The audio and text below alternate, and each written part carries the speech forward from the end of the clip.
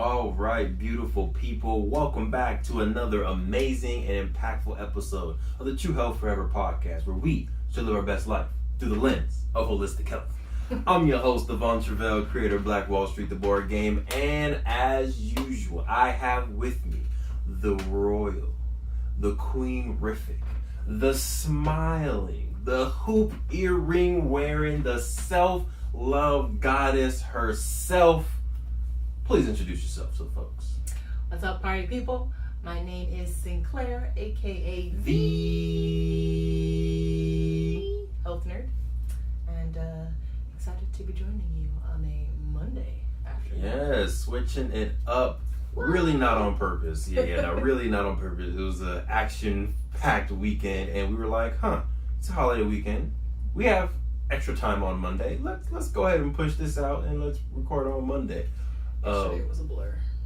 Yes, it was a blur. How so? Yesterday was a blur because I spent all of it on the couch doing an assignment. Shout out to last semester of MBA. NBA grind. Come on, queen. Finish lines right there. So yeah, after about 8 hours of continuous writing of the case analysis, I was like, can we please do it tomorrow?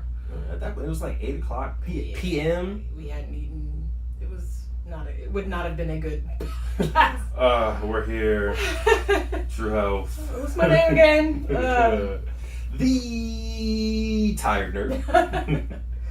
But let's do a quick check-in. We kind of already did it, but just, how's your week been? Obviously hectic, but you can just do a little overview of your week.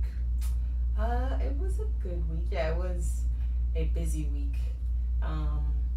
But we're kind of still in the starting swing of the semester. So I feel like this week was kind of the first week. This is the third or fourth week. Mm-hmm. Things are starting to pick up in terms of like assignments being due, like essays and things like that. So yeah, for both of the classes. So it's like, why must you have 2 assignments for 2 different classes due on a holiday weekend? Yeah, that was hurtful. Yeah. Hey, come on. We're already in COVID. Let me have my holiday weekends. Sorry, Queen. It is what it is. It'll all be worth it in the end. Yes, last semester finished strong.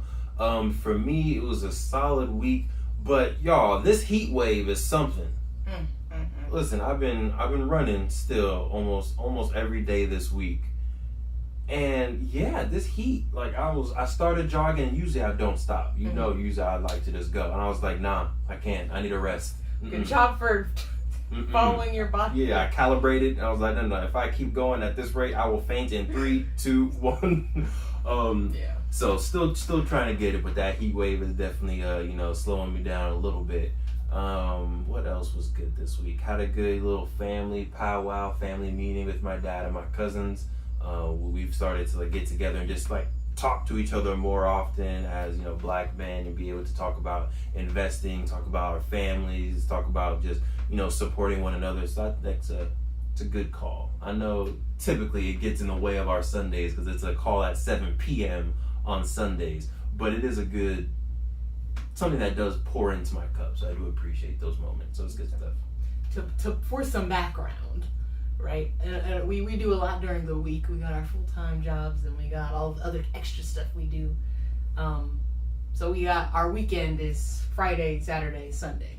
So previous to this week, this man had a 7:00 p.m. meeting on 2 of those days. So you imagine we aren't even able to get our night started until 8 o'clock when he's done. I clock out at 9:30, so it's like we really don't have much to work with here.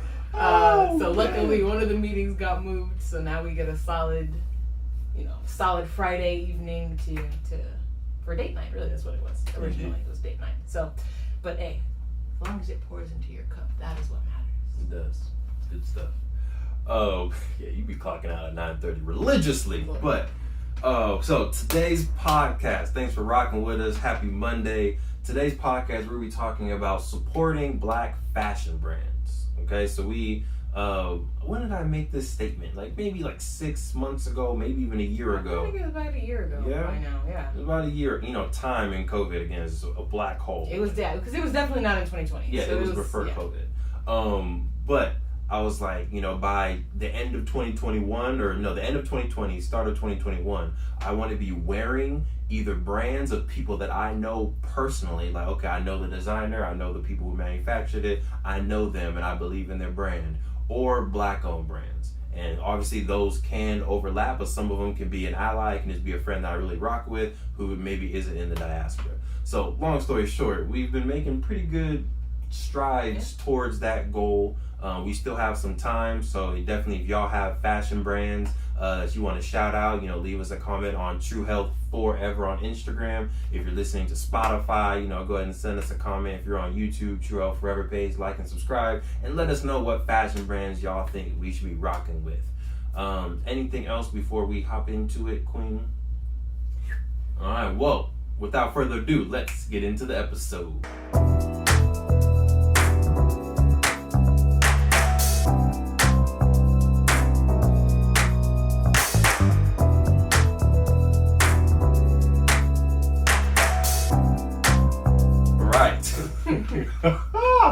Honestly, this is an interesting podcast, to be honest with you. It's interesting. I hope y'all are enjoying it. I listen to it sometimes. It is enjoyable. I watch it more than I listen to it. But I love that these things, the little things that we do have, they're completely organic. Right. Like none of these things are like, let's do lens when you talk about lens. No. Like, just did it. Yeah. Starts organic, but then becomes systematized. So I do love that. But before we hop into Black brands, Black fashion, yes, it's getting serious. Can we first? I have two things I kind of want to talk about. The first thing I want to talk about is the importance of supporting Black businesses in general and supporting Black fashion. Mm-hmm. And the second thing I want to talk about is really the power of fashion and fashion as a tool of influence, as a tool of really defining what beauty is, what beauty isn't. So I don't know which one you want to tackle first. Let's start with Black business. Okay. I saw it in your eyes, Queen. Let's start with the importance of just supporting Black businesses and Black fashion brands. Your 2 cents, my Queen. I think it's pivotal for especially this time that we're in right now, because when we kind of talked about, like, we're going to be consuming something regardless. We need to put clothes on our backs. So we're going to be buying things regardless. So it just makes sense to buy things from people who need, and this is historically, I think who really need the support a little bit more. And, but by that meaning, I don't know if you have any statistics on how many of the businesses in America are Black owned, but I'm sure it's a fraction of, what it is for other races or ethnicities. So I feel like because of that, we need to help each other out.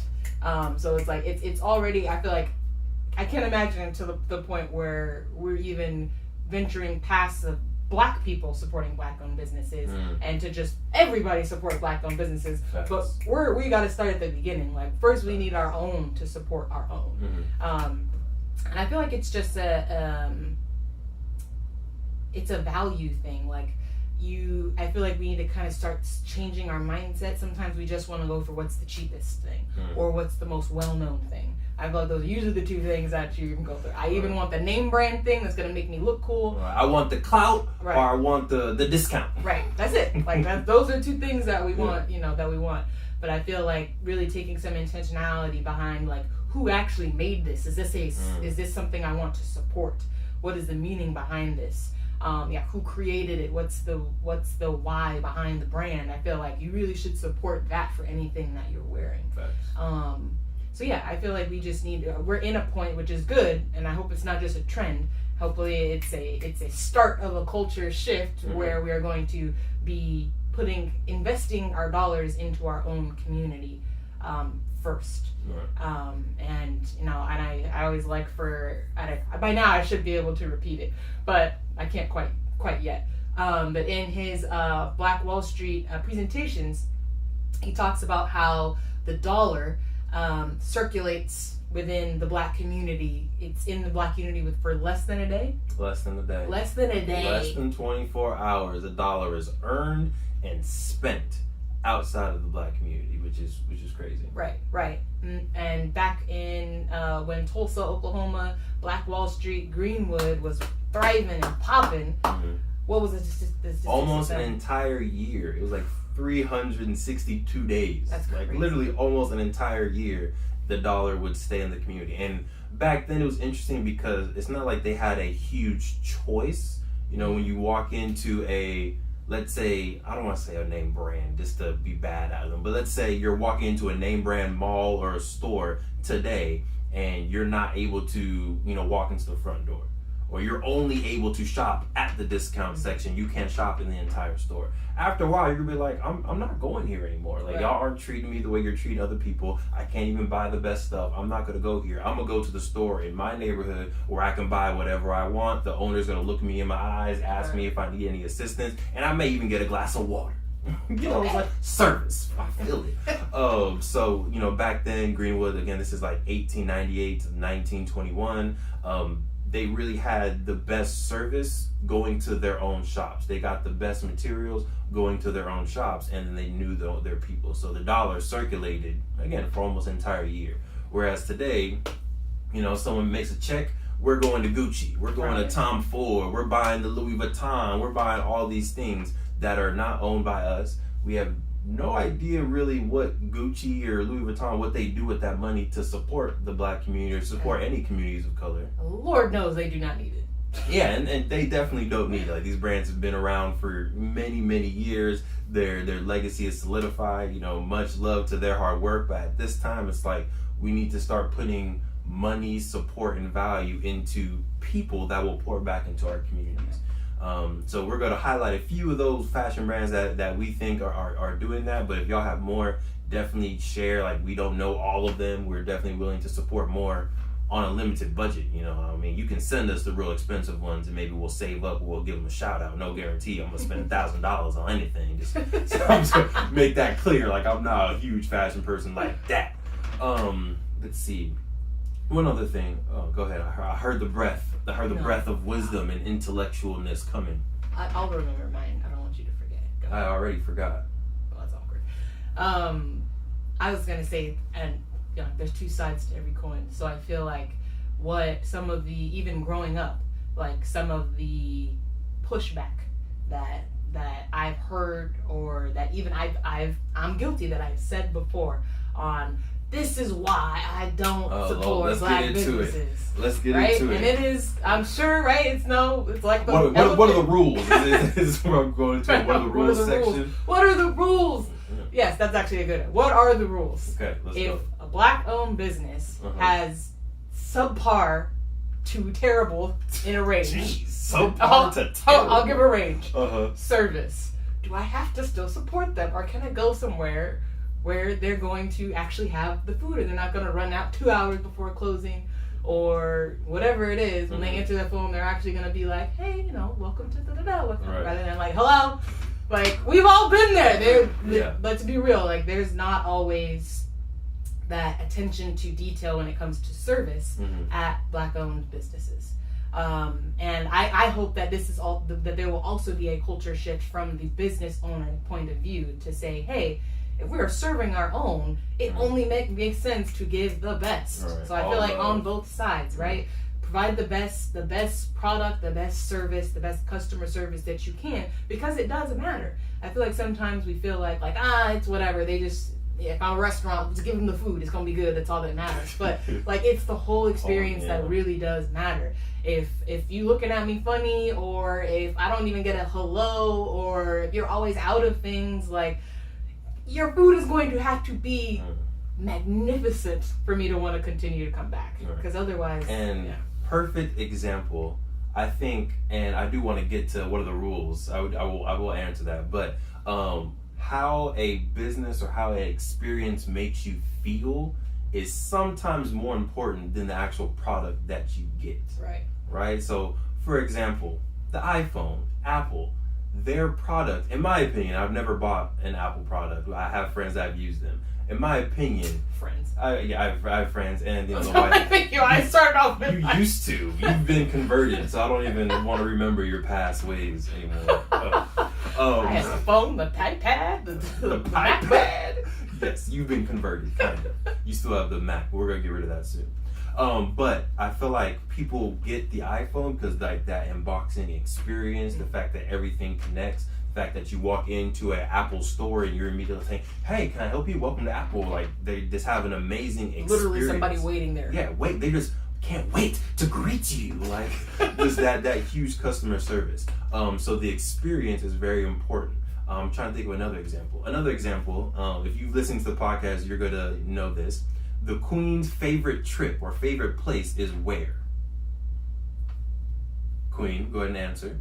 Are you talking about Italy? Yes. Oh yeah. And one of the reasons why is because again, everyone, Bella, oh my gosh, beautiful, Bella, Bella. Yes, the food was good, but ask her why.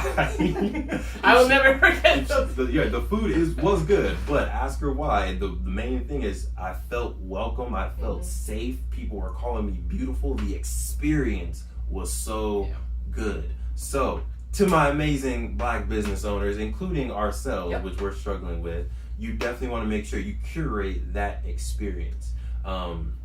Now to answer the what are the rules question, I think you gotta give, in my opinion, I always give Black business a few tries. So how many tries do I gotta give? I would say like, y'all don't value service and I can't support it. It's gonna be a range. If it's straight up terrible, I'll give them one more try. If it's like straight awful, and that's for any business. Not really. Any other business. If it's not Black owned, I'm not giving you another try. Yeah, any other business. If it's awful the first time, you're done. But if you're a Black owned business, I rock with you. I'll give you one more. And if it's the exact same terribleness, then it's like, yeah, I'm done. I'm sorry, I'm not. Now, in defense of Black businesses, and really this is small businesses, period. Yeah. I feel like you wear so many hats, you're stressed. And again, like I answer some customer service emails. I'm talking to customers who have their shipment or their game is missing or whatever has happened or the game has been delayed, XYZ, and they're just like, oh, where's my game? Where's my game? I was like, we did our part. Right. The mail service has your game. At that point, it's up to USPS, it's up to UPS, it's up to DHL, all these other places. Technically, it's not even our fault, but they're still looking at us as the experience. So I think when you're a small-owned business or a Black-owned restaurant and you're cooking, you're serving, you're delivering, you're also the cashier, you're posting on Instagram, like you're probably constantly stressed, so you're in survival mode. Yeah. So I think once Black businesses or small businesses have the opportunity to hire employees, to train their employees, now they're able to pay more attention to the experience, to the customer, because they're not stressed. Right. But they will never get there if we don't support them. That part. They will never have money to hire employees if we don't support them. Yeah. So it's kind of like what comes first, the chicken or the egg type of thing. But we've gone on this a while. My bad. I get on my high horse because I love Black businesses, but there is definitely some things that we can all do to get better. But the more resources we have, the more time and attention we have to get better, in my opinion. Right. And it's not all of them. No, definitely not all. Definitely not. Like we've all been to at least one where it's like, come on, like I want you to. Shoot, we went to the Filipino spot the other day, and they still had 20 minutes left before they were closed. Bruh. And we pulled up excited to order, and the door was even open. They weren't even in the store. They were down the street. They were down the street. They said, close! They're like, nah, you can't. What? So it's definitely not, a Black specific issue. And here comes another one. We on a high horse now, look, y'all. I'm sorry. And what we wanted to order that was on their menu, they no longer sold. It wasn't even that you ran out. You no longer sell it. Update your menu. Oh, you want the number 2? Yeah, we ain't got that. I worked at McDonald's. That wouldn't happen. Like, oh, you want a Big Mac? Yeah, no, we ain't got that no more. Just like how are you? Not even that you just ran out. She was like, yeah, we don't do those anymore. I'm like, then why did I just pay for it? Why is it on here? Oh man, good time.